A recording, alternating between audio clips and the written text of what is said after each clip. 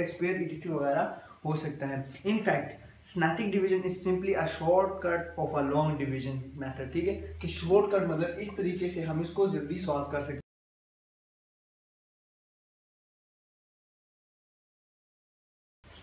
Bismillahirrahmanirrahim. Assalamu alaikum viewers. I hope all is well. Your today topic is synthetic division.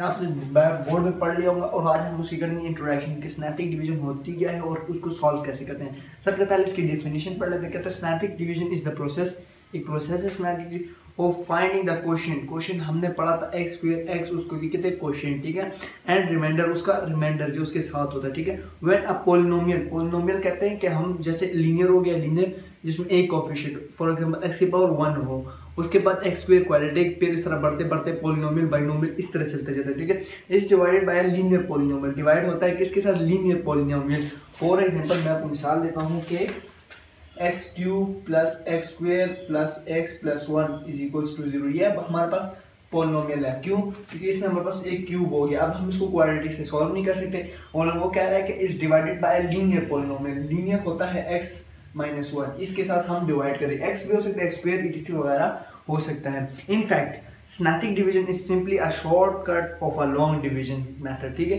कि shortcut मतलब इस तरीके से हम इसको जल्दी सॉल्व कर सकते हैं। अच्छा, इसका एक वो है मेथड, उसका ये होता है कि हम इस तरह इसको सॉल्व कर सकते हैं, ठीक है। ये इसका एक मेथड है, इस तरीके से आप इसको सिर्फ सॉल्व करेंगे, ठीक है। मतलब कि यहाँ पे आप जो इसको सॉल्व करने के लिए तो सॉल्व कर सकते हैं, तो होप आप लोगों को आता होगा। ऊपर वाली चीज़ जो होगी उसके जो रिमाइंडर होगा, मतलब उसके साथ जो वेरिएबल होगा, इसके साथ 1 है, इसके साथ 1 है, इसके साथ 1 है, सिर्फ इसको हम यूज़ करेंगे, ठीक है, और वो यहाँ पे लिखते लिखते हम सॉल्व करेंगे। तो आई होप आप लोगों को इसके इंट्रोडक्शन और इसकी डेफिनेशन की अच्छी तरह समझ आ चुकी है कि स्टैटिक डिवीजन क्या होता है और कैसे सॉल्व होता है। मैं दोबारा इसकी डेफिनेशन रिपीट कर देता हूँ। कहता है कि synthetic division is the process of finding the quotient and reminder. जो उसका स्नैथिक डिवीजन का जो प्रोसेस है वो फाइंड करते हैं क्वोशिएंट और उसका रिमाइंडर, ये चीज़, ठीक है। इसको क्वोशिएंट कहते हैं, उसको रिमाइंडर उसका, ठीक है। And when a polynomial is divide, जो पॉलिनोमियल है वो डिवाइड करता है किस पे, लीनियर पे, ये इस चीज़ पे डिवाइड होता है, ठीक है। अच्छा, उसके बाद अभी बात, in fact synthetic division is simply a shortcut of long division. ये चीज़ यहाँ पे आप अपने पास लिख लेना। अब आई होप आप लोगों को इस चीज़ की अच्छी तरह समझ आ चुकी होगी। अब इसके एग्जांपल को देख लेते हैं और एग्जांपल सॉल्व करने के बाद मैं आपको बताऊंगा कि देख दो इसके एग्जांपल अभी कर लेते हैं, ठीक है। इसके टोटल एग्जांपल हमारे पास है 5 एग्जांपल्स, 6 एग्जांपल्स हैं, तो दो एक अभी कर लेते हैं ताकि डिवीजन भी हो जाएगी और अगली वीडियो में फिर हम 4 एक कर लेंगे ताकि एग्जाम्पल भी साथ हो जाए, सही है। तो चले देख लेते हैं।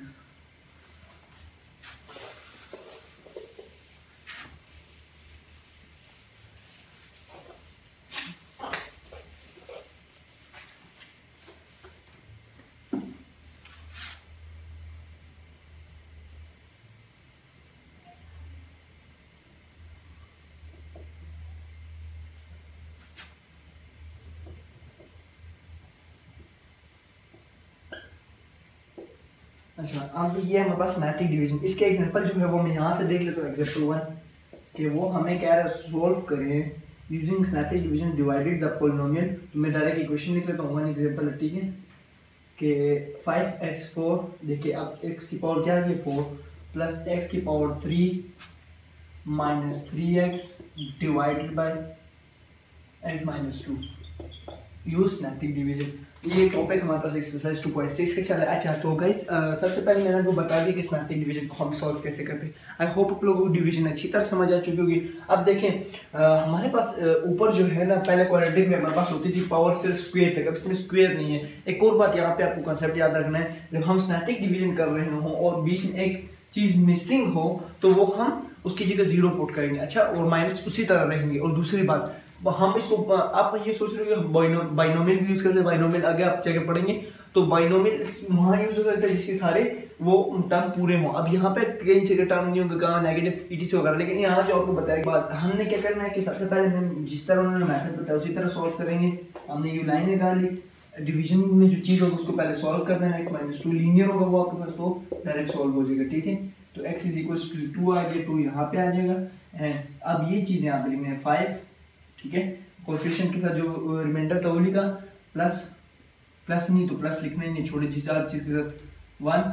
अब देखिए यहाँ पे एक कंसेप्ट आपको याद रखना है कि जो चीज़ बीच में मिसिंग हो पावर के बीच, मतलब कोफिशिएंट के ऊपर पावर होगी ना 1 2 3 4 5, तो इसके ऊपर भी है 1। अब 2 मिसिंग है तो इसमें 2 की जगह के पास 0 आ जाएगा, सही है।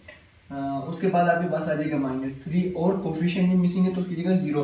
बीच में बस जो चीज़ में मिसिंग होना आप उसकी जगह 0 लगेंगे, ठीक है। ये बात आपको याद रखनी है। अच्छा, ये कॉन्सेप्ट था। इसके बाद सबसे दूसरा कंसेप्ट जो आपके पास आता है वो ये है कि पहली वाली term same as it is यहाँ पे उतरेगी, ये चीज़ सोल्यूशन के लिए, सही है। तो पहली वाली चीज़ सेम एज इट इज उतरेगी तो ये 5 और 2 को फिर उसके साथ मल्टीप्लाई करना है, ये चीज़ आपस में क्या होगी, मल्टीप्लाई। तो ये यहाँ पे आ जाएगा 5 2 5 नो सॉरी 10 आएगा, 10 आ जाएगा, ठीक है। एंड 10 + 1 11 एंड 11 को 2 से मल्टीप्लाई करेंगे 22, सही है। 22 + 0 22 आ जाएगा। इसी तरह सिंप्लीफाई इसके साथ मल्टीप्लाई करते रहना है। तो यहाँ पे आएगा 44 और -41 माइनस प्लस -241 हमारे पास आ जाएगा 82। तो 82 आपके पास क्या आ जाएगा, रिमाइंडर। 82 को प्लस क्या, ये चीज़ आपके पास क्या होता है, रिमाइंडर। ये आपने फाइंड करना होता है लास्ट में। दूसरी बात ये आपके पास रिमाइंडर आ गया, ठीक है। उसके बाद आपके पास एक और चीज़ आती है कि गाइस, तो यहाँ पे आपको होके मतलब समझ आ चुकी है। अब दूसरी बात हमारे पास ये आती है कि रिमाइंडर तक तो हो गया, इसके बाद एक और चीज़ होती है, पता है क्या।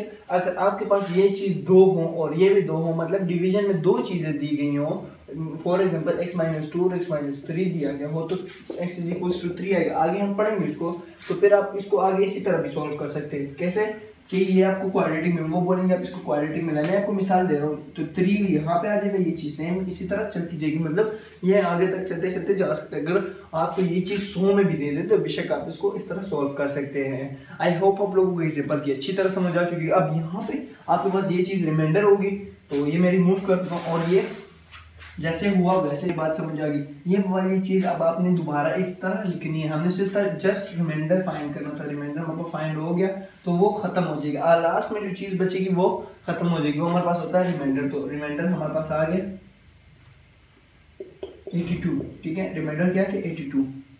अब दूसरी बार हमारे पास यहाँ पे जो चीज़ बच जाती है उसको इक्वेशन की फॉर्म में लिखने दो। ये आ जाएगा 5x³ गिन लेना, ठीक है। ये हो गया कांस्टेंट, ये हो गया कोफिशिएंट x का 1 पावर, कोफिशिएंट x² और कोफिशिएंट x³। तो x³ आ गया प्लस 11x² प्लस 22x और -41 = 0। ये भी आपके पास इक्वेशन बन गई। तो ये था आपके पास फर्स्ट एग्जांपल। आई होप आप लोगों को समझ आ चुकी होगी। तो अब इसका एक दूसरा एग्जांपल देख लेते हैं और अगला एग्जांपल हम अगली वीडियोस में देखेंगे, ठीक है। अच्छा, दूसरी एग्जांपल में सिंपल मैं बताता चलूँ, सॉल्व भी कर देता हूँ, बल्कि बस आप लोगों ने ना टेंशन नहीं लेनी, सही। अब एग्जांपल 2 की तरफ आते हैं।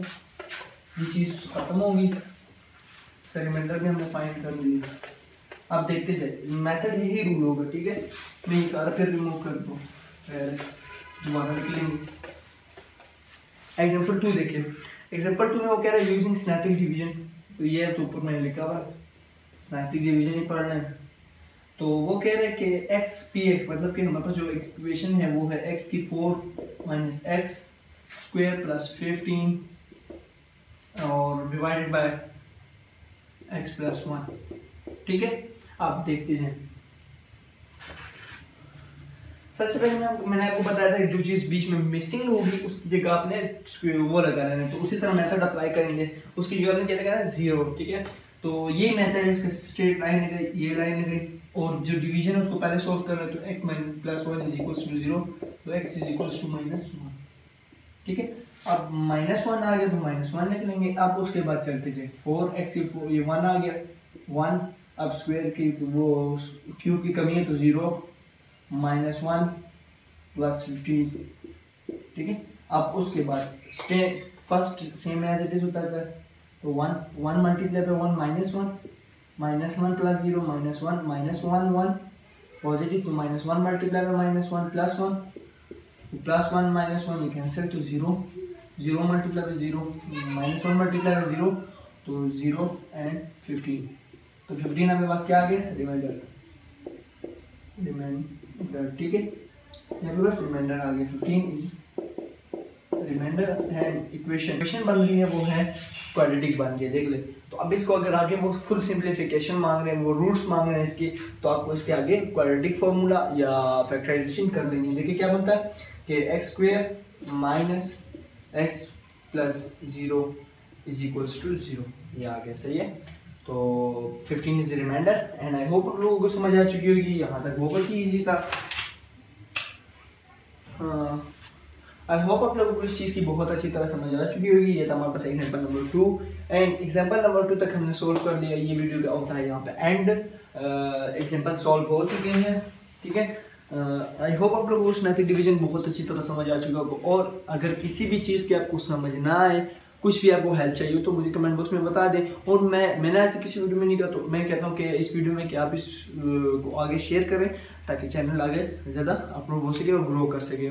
तो आप लोगों की हेल्प की भी ज़रूरत है, आप लोगों की भी ज़रूरत है ताकि मेरे चैनल को थोड़ा ग्रो मिल सके। आई होप आप लोगों को यहाँ तक समझ आ चुकी होगी। नेक्स्ट वीडियो इंशाल्लाह हमारे पास एग्जांपल 3, 4, 5, 6 किए होंगे और इनमें आगे स्टेप बढ़ते जा रहे हैं। मतलब कि हमें उन्होंने दो इक्वेशंस दी और दो इक्वेशन को हमने सॉल्व करना है, तो वो भी मैं इंशाल्लाह आपको समझा दूंगा। नेक्स्ट वीडियो तक के लिए मुझे दीजिए इजाज़त, अपना ख्याल रखिएगा। अल्लाह हाफिज़।